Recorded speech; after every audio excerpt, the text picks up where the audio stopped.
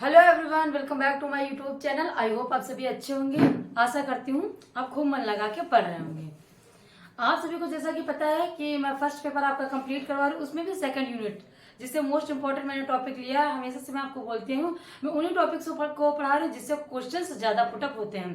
जैसा कि आपको पता है कि 2021 में एक टॉपिक था, उससे हर यूनिट में हर शिफ्ट में उससे सबसे ज्यादा क्वेश्चन पुटअप हुए थे। वो टॉपिक था आपका मोक्स। आप देखे होंगे या आप देख लीजिएगा कि मैं सही बोल रही हूँ सच या नहीं, क्योंकि वो एक्सपीरियंस जो व्यक्ति पढ़ाता है या पढ़ता है उसका काफी सक्सेस उसको मिलती है। तो 2021 में मुख्य से हर यूनिट में हर शिफ्ट में क्वेश्चंस आपके पुटअप किए गए थे। फर्स्ट पेपर में आपको बता रही हूँ हर एक क्वेश्चन आपका पुटअप किया था। मैं उसी बेस पे पढ़ाती हूँ किस यूनिट से, किस चैप्टर से, किस टॉपिक से सबसे ज्यादा क्वेश्चंस पुटअप किए गए हैं। अगर उस टॉपिक को आप जान लेते हैं, अगर आप खुद से ही पढ़ना चाहते हैं, किसी पे भरोसा नहीं कि वो अच्छा पढ़ाता है या कोई भी चैनल पे आपको नहीं लगता है कि वो सही पढ़ाता, तो आप इन ट्रिक से आप पढ़ सकते हो कि आप यूनिट ले लीजिए, उसमें भी आप एनालिसिस कर दीजिए किस टॉपिक से आपको क्वेश्चन पूछा गया। इस बार मूक से पूछा गया, शायद नेक्स्ट ईयर आपका शिक्षण सामग्री से क्वेश्चन पूछा जाए। ये मैं फर्स्ट यूनिट की आपको बात बता रही हूँ। उसके बाद इन दो टॉपिक से आपके कवर होगा, शायद इसमें थर्ड टॉपिक आपका शिक्षण सूत्र हो। तो इसके अकॉर्डिंग मैं पढ़ाती हूँ। मैंने आपको अपना लेवल, अपना एक्सपीरियंस बता दिया। अब स्टार्ट करते हैं। जो मैं सेकंड यूनिट आपको पढ़ा रही हूँ उसमें आपका था रिसर्च। रिसर्च में आपका एक आता है वर्ड शोध डिजाइन। शोध डिजाइन क्या है, वो क्या मतलब वो क्या है, उससे क्या हमें प्रॉफिट मिलता है रिसर्च करने में। तो आइए वीडियो स्टार्ट करने से पहले मैं आपको बता दूंगा, अगर आप मेरे चैनल पर न्यू हैं तो प्लीज चैनल को सब्सक्राइब कर लाइक का बटन जरूर दबाइएगा और आप पूरी वीडियो वॉच किया करें, क्योंकि जो भी मैं बताता हूँ लास्ट वीडियो एंड तक मैं आपको बहुत चीजें समझा देती हूँ, शायद जो आपने अभी तक पढ़ा ना हो। ओके, तो आप वीडियो को पूरा लास्ट तक देखा करिए। जो भी आपको लगे तो प्लीज आप कमेंट कर दिया करिए। कोई भी अगर कमी हो या जो चीजें आपको अच्छी लगती हो तो मैं कोशिश करूंगी उन चीजों को इम्प्रूवमेंट करने का। जो आपको अच्छा लगता है तो मुझे भी पता चले कि मैं कैसा पढ़ाती हूँ, क्या आप लोगों को अच्छा लगता है। तो ये है अनुसंधान शोध रिसर्च डिजाइन, मतलब शोध डिजाइन इसको भी बोलते हैं। ओके, शोध डिजाइन इसको बोलते हैं हिंदी में। तो आपको इससे पहले मैंने बता दिया कि रिसर्च क्या होता है, इसके विशेषताएं, महत्व, प्रकृति। अगर आपने वीडियो नहीं देखी तो अब इससे पहले वीडियो देख लीजिए, उसके बाद ये क्लास करिए, आपको ज्यादा समझ में आएगा। तो रिसर्च अनुसंधान प्रक्रिया में यह तृतीय स्थान पर है। जो शोध डिजाइन है वो अनुसंधान प्रक्रिया में तृतीय स्थान पे है। पहले आपका अवलोकन हो गया, आपने समस्या का चयन कर लिया, उसके बाद उसको आपने उपकल्पना बनाई।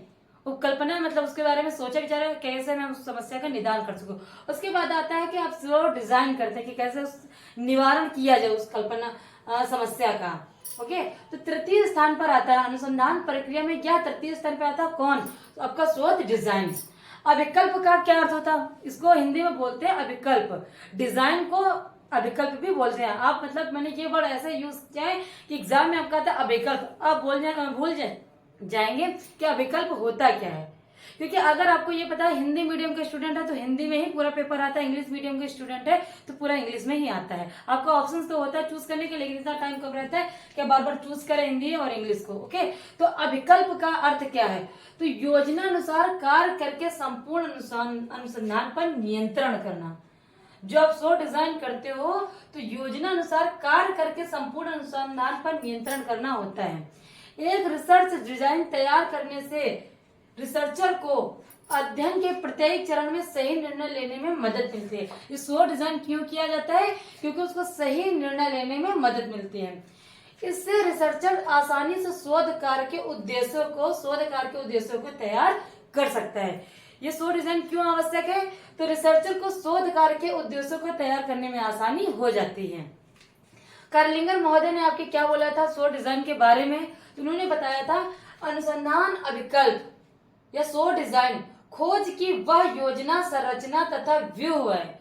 खोज की वह संरचना तथा व्यूह है जिसके माध्यम से अनुसंधान प्रश्नों के उत्तरों को प्राप्त किया जा सकता है। काफी इजी वे में इसको क्या मैं डिफाइन करूं, तो अनुसंधान प्रश्नों के उत्तरों को प्राप्त किया जा सके तथा चरत्व पर नियंत्रण किया जा सकता है। ओके, ये आपको किसने बोला था, कार्लिंगर महोदय ने। ये काफी इंपॉर्टेंट है आपके शोध डिजाइन में इनकी डेफिनेशंस। तो इसके उद्देश्य क्या, क्यों डिजाइन किया जाता है, तो प्रश्नों एवं समस्याओं का समाधान ढूंढने के लिए, ये उद्देश्य है। और संभावित त्रुटियों पर नियंत्रण, जो हमारी त्रुटियां, जो हमारी गलतियां होती हैं उस पर हम नियंत्रण कर सके। निष्कर्ष विश्वसनीय एवं वैध बनाए, ये क्या होता है स्टूडेंट, इससे हमारा निष्कर्ष विश्वसनीय होता है और वैध होता है। आई होप आपको समझ में आ गया होगा। अगर समझ में आ गया तो प्लीज आप कमेंट कर दिया करिए। इसके बाद इसी टॉपिक का मोस्ट इंपॉर्टेंट आपका टॉपिक है सैंपलिंग, जिसको बोलते हैं हिंदी में निदर्शन। निदर्शन क्या है, मोस्ट इंपॉर्टेंट, इससे काफी क्वेश्चन फुटअप होते हैं। चलिए इसके बाद आप स्क्रीनशॉट लेना, स्क्रीनशॉट ले नोट्स बनाना, तो इसको नोट्स के तौर पे आप लिख लीजिए। सैंपल, सैंपलिंग क्या होता है, उसको हिंदी में बोलते हैं न्यायादर्श और प्रतिदर्श या नमूना। सैंपल का मतलब क्या होता है, इसको बोलते हैं सैंपलिंग, सैंपलिंग, लेकिन हिंदी में आ जाता था प्रतिदर्श, न्यायादर्श, चाहे हिंदी मीडियम इंग्लिश मीडियम हो।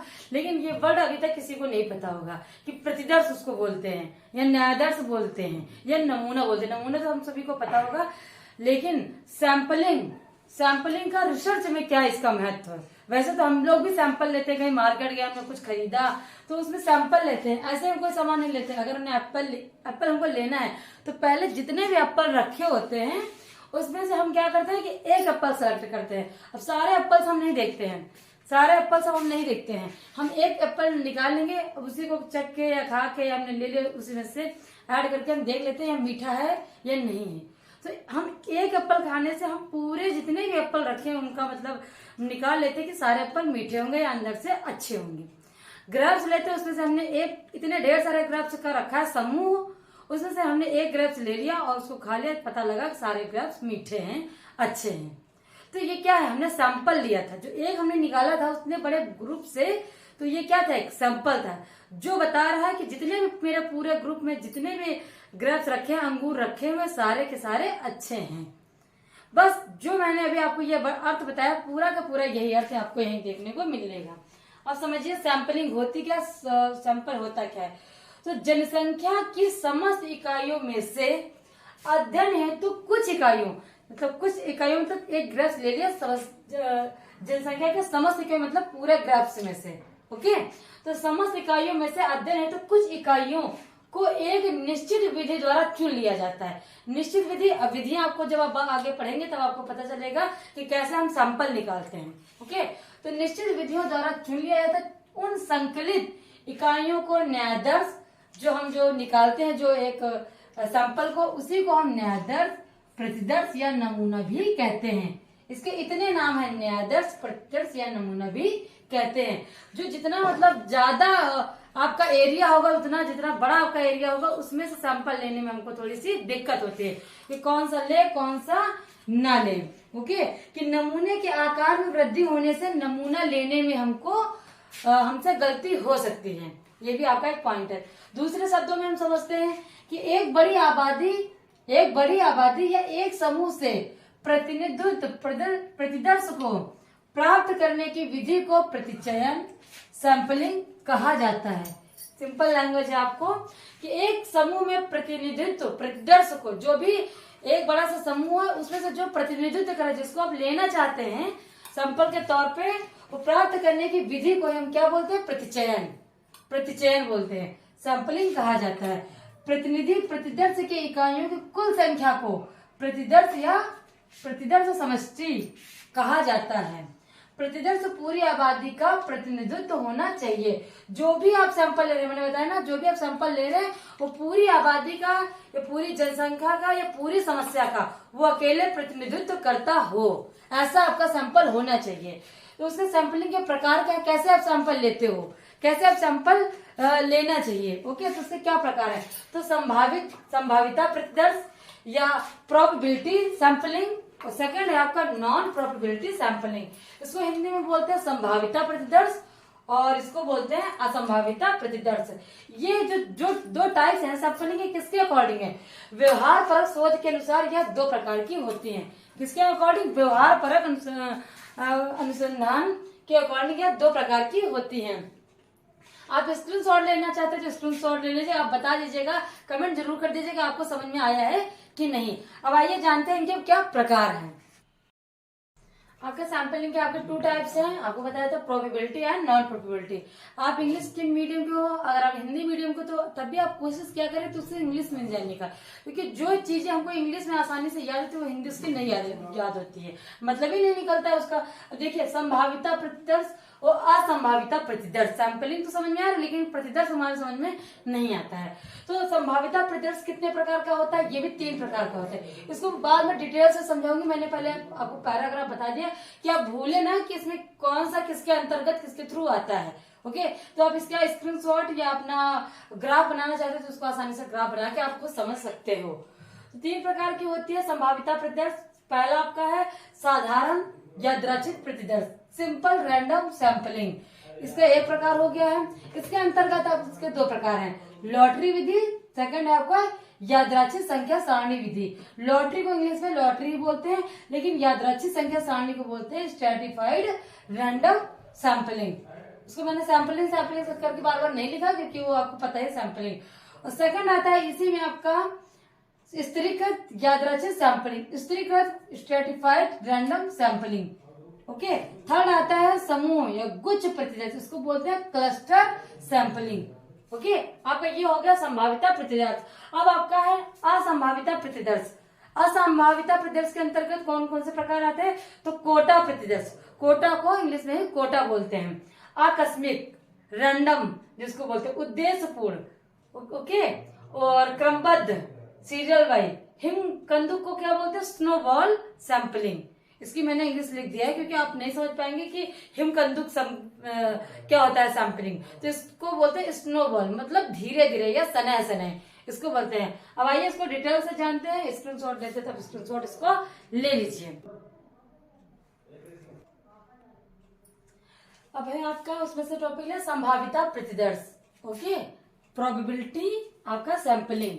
प्रोबेबिलिटी सैंपलिंग आपकी क्या होती है, तो जिस प्रतिदर्श परियोजना में, मतलब जिस सैंपलिंग में जनसंख्या के सदस्यों के सैंपलिंग मतलब प्रतिदर्श में सम्मिलित किए जाने की संभावना ज्ञात होती है, जनसंख्या के सदस्यों के प्रतिदर्श में सम्मिलित किए जाने की संभावना ज्ञात होती है, उसे क्या बोलते हैं, संभाविता प्रतिदर्श।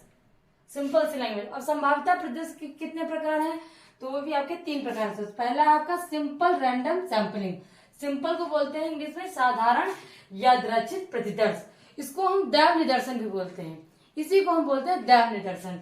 तो ये क्या है, तो प्रत्येक इकाई के चुने जाने की संभावना रहती है।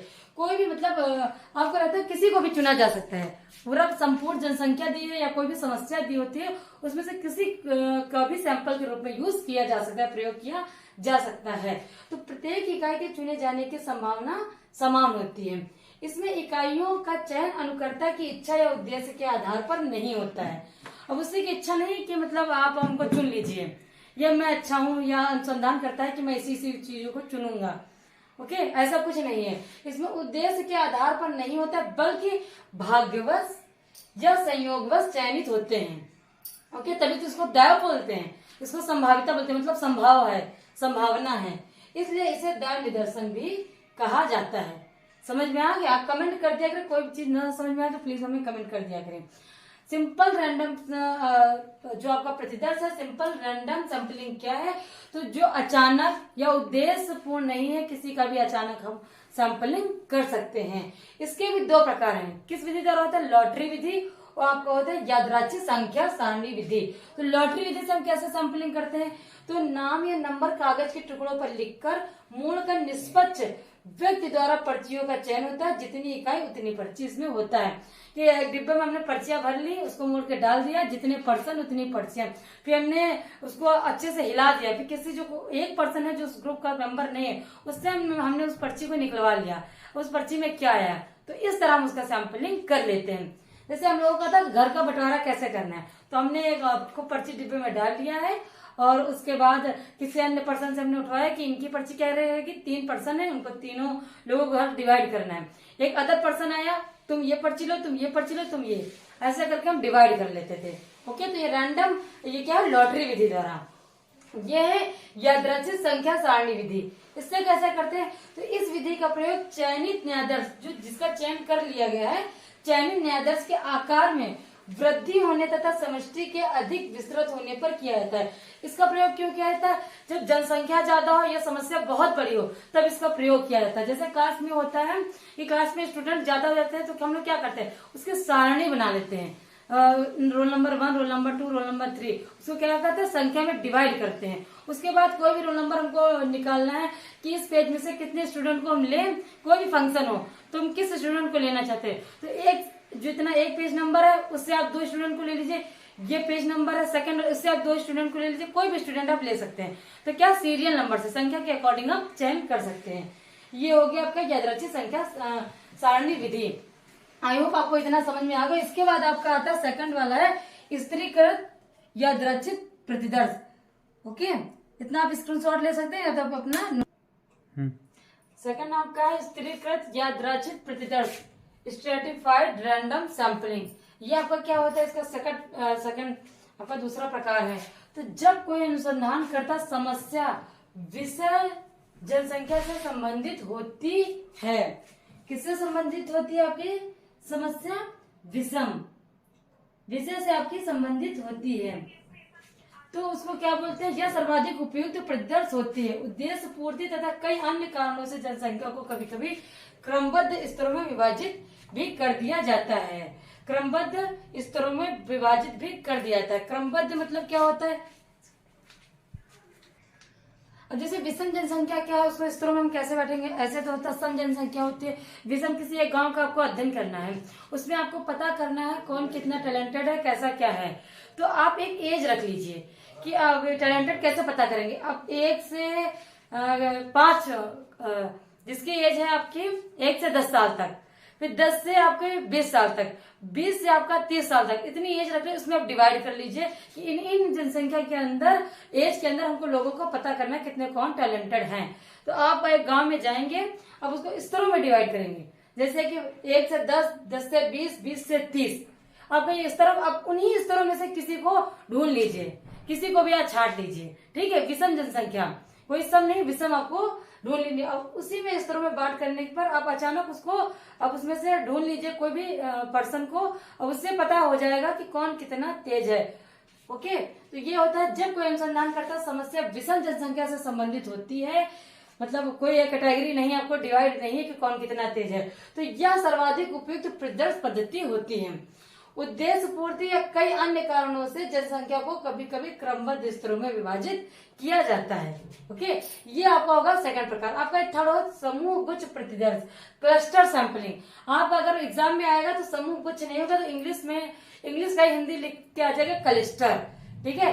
क्लस्टर प्रतिदर्श क्या होता है, तो क्लस्टर प्रतिदर्श आपका क्या होता है, गुच्छों का ढांचा बनाया जाता है। मतलब प्रतिदर्श जो होता है आपका सैंपलिंग का जो होता है, उनका एक समूह बनाया जाता है, ढांचा बनाया जाता है, इसी गुच्छों से प्रतिदर्श का चुना जाता है।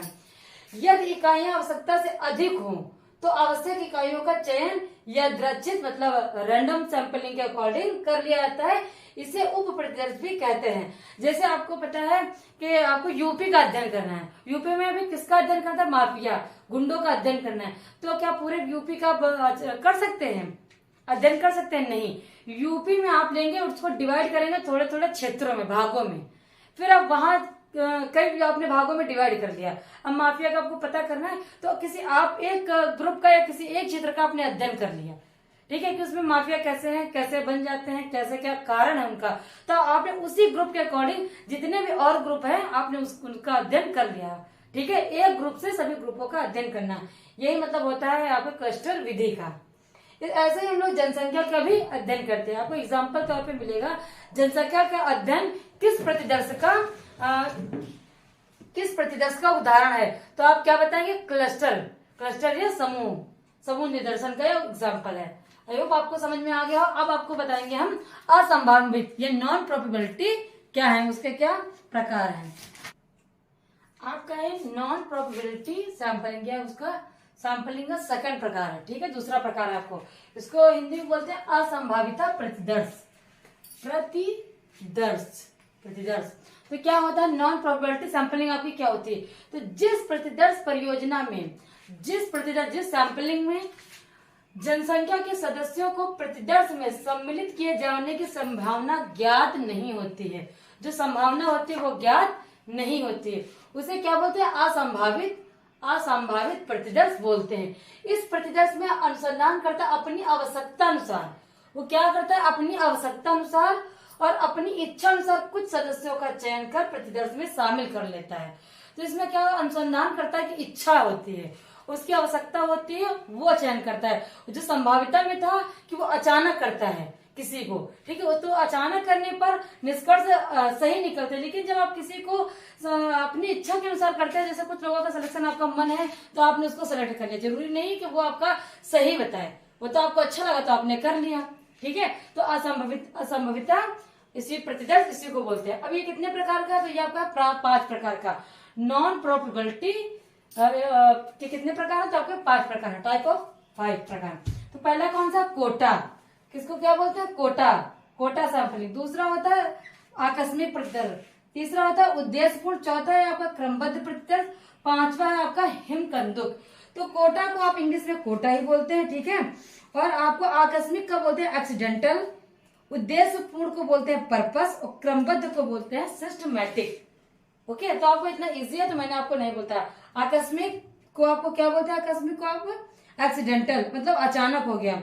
उद्देश्यपूर्ण, उद्देश्य का मतलब होता है पर्पस, क्रमबद्ध का मतलब होता है सीरियल या सिस्टमैटिक, कुछ भी बोल सकते हैं। तो कोटा के अनुसार कैसे चुनते हैं आप? तो अनुसंधानकर्ता प्रत्येक स्तर अथवा अंश में इकाइयों का चयन अपने विवेक से करता है। क्षेत्र निश्चित होता है, इसी में आपको चयन करना होता है, ठीक है। आपको एक मतलब लिमिटेशन दे दी गई कि आप इतने क्षेत्र में आपको चयन करना है, आपको जो आपको रिसर्च करना है, जो भी आपको सैंपल लेना है, आप इतने ही एरिया में करेंगे, चाहे आपको आवश्यकता चाहे ज्यादा की हो, लेकिन आपको उसी में से आपको कुछ ना कुछ चुनना है। इसको बोलते हैं कोटा सैंपलिंग। और आकस्मिक प्रतिदर्श क्या होता है? रैंडम, आकस्मिक। ओके, तो आकस्मिक क्या होता है? एक्सीडेंटल क्या होता है?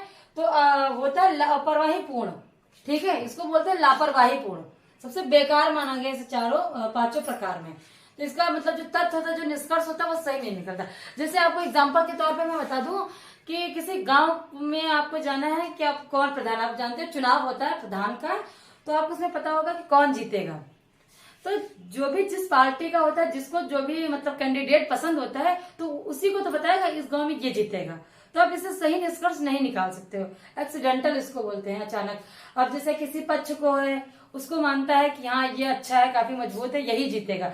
दूसरा पक्ष जो है उस कैंडिडेट को मानने वाला था, तो यही जीतेगा। आप इसके आधार पर जो निष्कर्ष निकाल लेते हैं, जैसे आप देखते हैं न्यूज चैनल पे, या हर न्यूज चैनल वाले बताते हैं, तो उसी अकॉर्डिंग कह रहे हैं कि ये लहर है, आजकल लगता है यही जीतेगा, भाजपा जीतेगी, सपा जीतेगी, कांग्रेस जीतेगी। तो ये जो आपका जो निष्कर्ष है, जो आप सैंपलिंग करते हो, जाहिर सी बात वो सही नहीं होगी। ओके, तो ये होता है आकस्मिक लापरवाही पूर्ण सैंपलिंग, कौन जीतेगा। मैंने आपको एग्जांपल के थ्रू मैंने आपको लिख दिया है, और कभी भी आप पढ़ते हैं, नोट्स बना रहे तो आप भूल जाएंगे, तो आप एग्जाम्पल के तौर पर आपको याद आ जाएगा। उद्देश्यपूर्ण का मतलब होता है किसी उद्देश्य के ध्यान में रखकर जो भी आप सैंपलिंग करते हैं, जो भी आप करते हैं, तो उस उद्देश्य को ध्यान में रखकर, ये इससे फिर भी ठीक है, ठीक है, ये अपना उद्देश्य याद रखता है। जो भी सैंपलिंग कर रहे हैं तो किस पर्पज से हम कर रहे हैं। पूर्व ज्ञान के आधार पर जनसंख्या का प्रतिनिधित्व समझता है कि पूर्व में जो हमारा ज्ञान है, जिस ज्ञान के अकॉर्डिंग हम कर रहे हैं, ओके, जिस पूर्व ज्ञान के आधार पर जनसंख्या का हम प्रतिनिधित्व जो कर रहे हो, तो इसमें उद्देश्य को ध्यान में रखते हैं। क्रमबद्ध प्रतिदर्श आपका क्या है? सीमित जनसंख्या के लिए सैंपलिंग महत्वपूर्ण होती है कि आपका सीमित जनसंख्या दे दी है और आपको सिस्टमैटिक ढंग से आपको करना है। कैसे करना है आपको सिस्टमैटिक ढंग से? तो यह होता है कि एक ऐसी प्रतिदर्श परियोजना है जिसमें रैंडम के गुण होते हैं तथा साथ ही साथ असंभाविता गुण भी होते हैं, ठीक है। इसमें क्रमबद्ध प्रतिदर्श परियोजना का कहा जाता है क्रमबद्ध प्रतिदर्श व्यक्तियों की पूर्व निर्धारित सूची से प्रत्येक चौथे व्यक्ति का चयन करते हुए उनका एक समूह तैयार करने की प्रक्रिया को कहा जाता है। जैसे कि आपको बताया गया सीमित जनसंख्या के लिए है, या सीमित जनसंख्या के लिए आपको बता दिया कि एक क्लास में 400 बच्चे हैं, ठीक है, आपको 400 बच्चों का आपका अध्ययन करना है, सैंपलिंग करनी है। तो 400 बच्चों में आपने क्या कर लिया, 1 से 10 तक, मैंने बताया आपसे पहले, 1 से 10 तक आपने एक सीरियल बना लिया, 10 से 20 तक आपने बना लिया। उसमें से आप किसी चौथे को निकाल लीजिए, किसी 7वें को निकाल लीजिए, उसमें आपने कभी 10वें को निकाल लिया, कभी 8वें को निकाल लिया। तो आप इस तरह से भी आप सैंपलिंग कर सकते हैं। तो सीमित जनसंख्या के लिए सैंपलिंग महत्वपूर्ण है। तो कौन सी सैंपलिंग है जो सीमित जनसंख्या के लिए महत्वपूर्ण है? तो आप क्या बताएंगे? क्रमबद्ध प्रतिदर्श। और आपका आता है हिमकंदुक, ये बहुत काफी इंपॉर्टेंट है। शायद जो भी क्राइम ब्रांच के होते हैं, जो क्राइम एरिया आपको पता करना होता है, आपका हिमकंदुक आपका मोस्ट इम्पोर्टेंट, इसमें से जितनी भी है इसमें मोस्ट इम्पोर्टेंट आपका, इसको बोलते हैं स्नोबॉल। जैसे धीरे धीरे आपको इसका पता करता है, एक दूसरे से आपको जानकारी लेकर आपको यह सैंपलिंग करनी होती है। जैसे ये इंपॉर्टेंट है, ये क्वेश्चन आपका पूछा गया था कि कौन सा प्रकार है या कौन सा सैंपलिंग है जिसमें समाज मिति का यूज किया जाता है? तो आपका है हिमकंदुक। कौन सा सैंपलिंग? हिमकंदुक। तो इसमें समाज मिति पर आधारित है। समाज मिति का मतलब जिस पैमाने का प्रयोग समाज मापने के लिए करते हैं उसको क्या बोलते हैं? समाज मिति। ओके, किस पैमाने से मापा जाता है समाज? तो समाज मिति पैमाने से। समाज कैसा है? तो जैसे अभी हमको माफिया का पता लगाना है, ठीक है, हमें गुंडों का पता लगाना है, स्मगलर का पता लगाना है। तो हमने किसी एरिया को रखा, हमने किसी एरिया का पता किया, वहां पे स्मगलिंग ज्यादा होती है या माफिया या गुंडे ज्यादा रहते हैं, तो उसमें में से हमको कोई एक पर्सन मिल गया, सारे तो नहीं मिले, हमको एक पर्सन मिल गया। तो एक पर्सन मिला, हमने उससे पूछा किसी और के बारे में पता है, उसको खूब मारा डाटा कैसे भी हुआ, तो हमने उगलाया, उसने किसी एक इंसान का नाम बताया, फिर उससे पूछा गया, उसको मारा पीटा, उसने 2 लोगों का नाम बताया, फिर उन 2 लोगों से पूछा गया तो उन लोगों ने बताया। इसी तरह धीरे धीरे करके सभी का पता चल जाता है। तो इसी को क्या बोलते हैं हम? सना सना या हिमकंदुक सैंपलिंग। ओके, आई होप आपको समझ में आ गया होगा। तो इसमें सने सने मैंने लिख दिया, जो भी मोस्ट इंपॉर्टेंट वर्ड है एक दूसरे से पूछ कर क्या आता है, ये समाज मिति पर आधारित है। इसमें अनुसंधानकर्ता को एक दूसरे से अंतर संबंधों का पता चल जाता है कि एक दूसरे से कैसे वो रिलेटेड है। ओके, इसमें किसमें अनुसंधानकर्ता का संबंध पता चलता है? तो हिमकंदुक में आपको पता चल जाता है।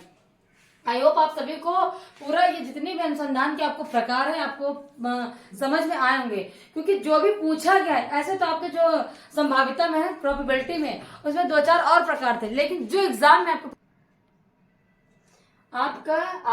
सब सारे समझ में आ गए होंगे और मैंने वही टॉपिक कवर किए हैं जिससे क्वेश्चन ज्यादा पुटअप होते हैं। ओके, तो आप लोग कमेंट कर दीजिए, अगर आपको कोई भी सेशन आपको समझ में नहीं है तो प्लीज कमेंट कर दीजिएगा।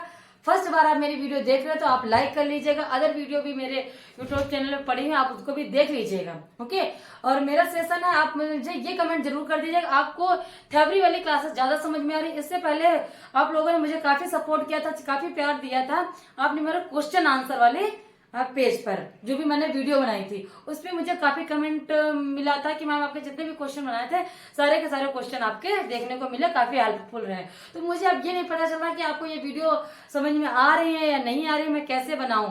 ठीक है, तो आप मुझे कमेंट जरूर कर दीजिएगा, आपका कमेंट मुझे बताता है कि मुझे कैसे और क्या आप लोगों को क्या पसंद आ रहा है, क्या समझ में आ रहा है, क्या नहीं आ रहा है। तो आप मेरे चैनल को लाइक कर दीजिएगा, वीडियो शेयर कर दीजिएगा, और अगर आप चैनल पर न्यू आए हुए हैं तो इसको सब्सक्राइब कर दीजिएगा। Thank you for watching my video.